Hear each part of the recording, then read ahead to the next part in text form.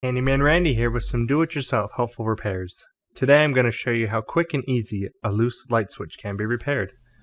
Loose light switches can be such a nuisance, but are typically caused by one single issue: a loose screw from the switch to the box. First, remove the switch plate. I use a flat head for the entire video. That's the typical type of cover plate screw, but for ease, a Phillips can be used for the switch screws. Heads up! Subscribe to my channel and look for more helpful hints and repairs coming soon to assist you in completing those pesky honey-do lists with ease this summer.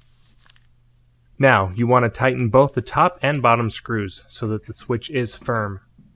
Make sure not to sink the switch into the box as you want it flush with the drywall. This ensures a proper fitting within the plate.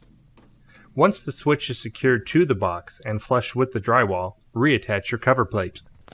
Now that the plate is secure, I like to, for a more professional appearance, turn the screws a quarter turn or more if necessary so that both the screws match.